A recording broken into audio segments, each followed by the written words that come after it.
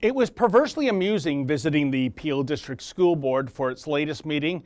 That's because this publicly funded entity resembled a secure airport environment more so than an open and transparent school board building meant to serve the public. Several security guards and police officers were present as the PDSB, under the questionable guidance of its chair, Janet McDougald, made certain that anyone who had a problem with gender apartheid mini-mosques in Peel schools were kept at bay. In fact, the board has even hired private detectives to find out the identities of those who take issue with the mini-mosques. And check this out. Here's Ron Banerjee of the Canadian Hindu Advocacy actually being removed from the premises by security prior to the meeting. Sharia law in action, folks. This is Sharia law. You want to know Sharia law? Then you can Canada, right?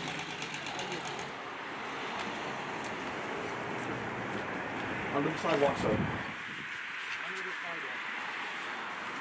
We don't know at this point why you've been removed from the premises. No idea. I mean, maybe I'm just seen as an undesirable for some reason. I don't know why. But unfortunately, in today's Canada, if you defend freedom and democracy, you get seen as an undesirable. You're made to leave. Now, Banerjee getting the boot made for deja vu all over again. That's because Kevin Johnson of freedomreport.ca was also removed from PDSB premises at the board meeting last month. Guys, come on.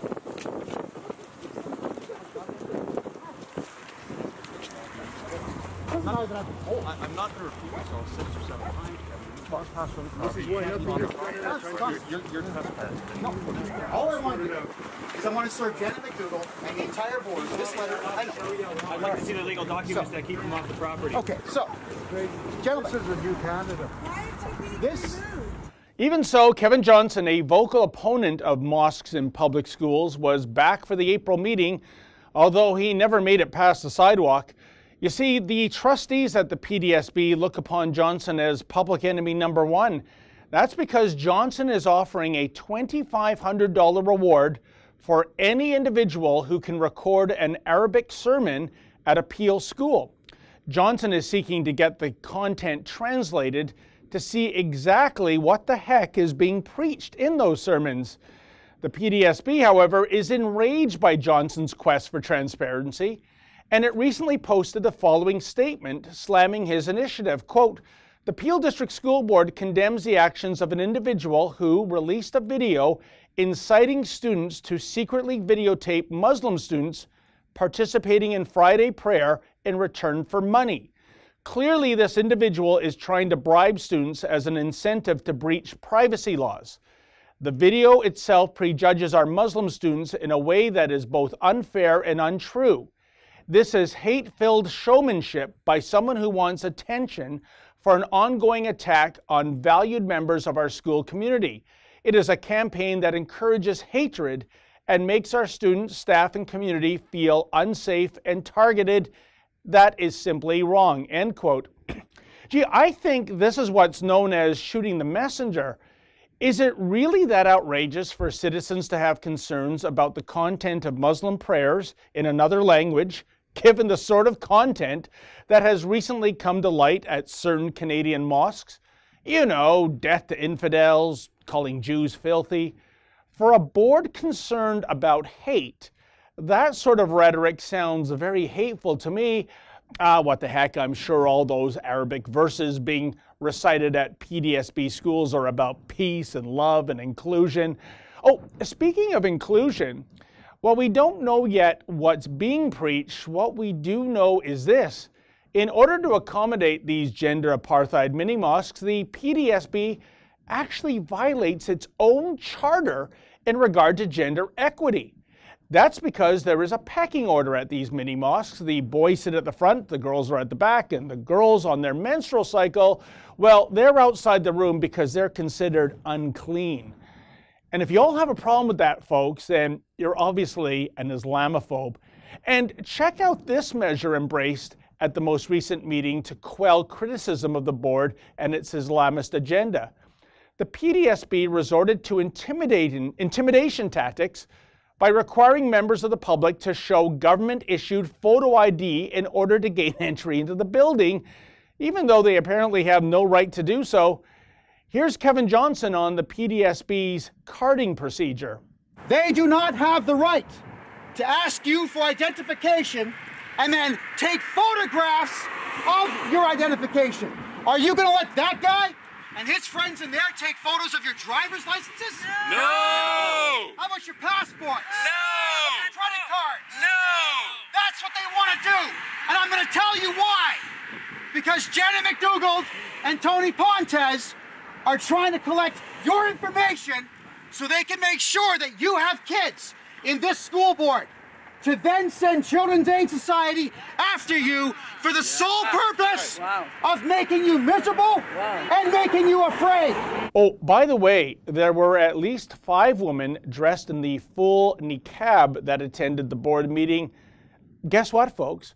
They weren't asked to unveil in order to prove their identities.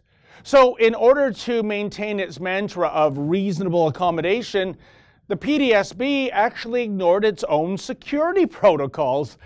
Then again, full face masks were the order of the day. Check this out. Members of Antifa in full disguise were on hand. They've actually allied themselves with the PDSB and radical Islam. We tried to get their side of the story, and they were as eloquent as usual. Is there a reason you're wearing a mask? To check identities, you know that these courses use information and try to find you online.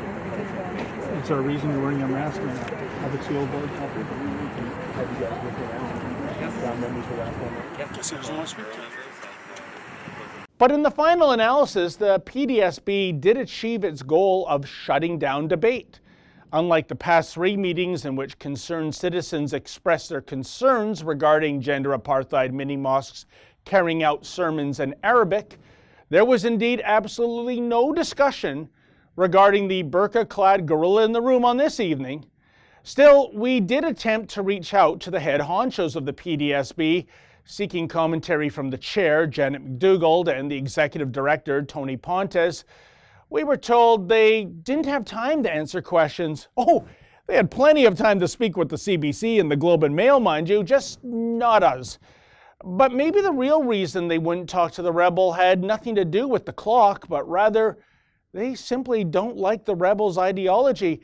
Check out this encounter with Brian Woodland, who incredibly is the director of communications for the school board. Why is it that these mini-mosques trump policies gender equity at the Peel District School Board? Huh? You can't answer that? I'm not answering.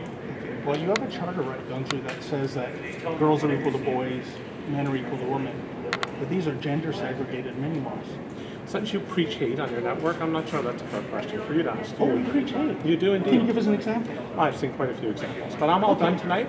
And if you think you can get me to just do an one interview, example, I'm not doing any interviews. Okay, well, you said something You've pretty offered your inflammatory. opinion, I've offered mine. Well, yeah, but an opinion, but you I'm haven't all stated done. a fact. I'm done. What is the hatred we preach? Give me I'm one done. example. I'm all done.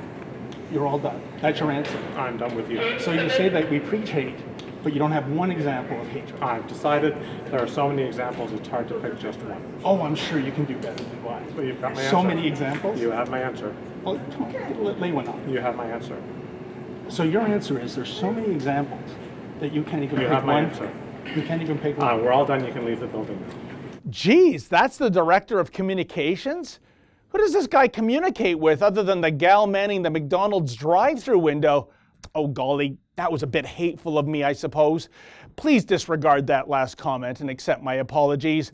Bottom line, in an egregious abuse of democracy, the PDSB was indeed successful in shutting down debate regarding its reasonable accommodation of Islam in publicly funded schools. In the eyes of the PDSB, if you have a problem with anything to do with Islam, then you're a racist or a bigot or an Islamophobe. And what's more, you will be silenced. Your tax dollars hard at work yet again, folks, in preserving yet another superb democratic institution. For the Rebel.media, I'm David the Menzoid Menzies. Like what you just saw? Then click subscribe below and never miss another Rebel video.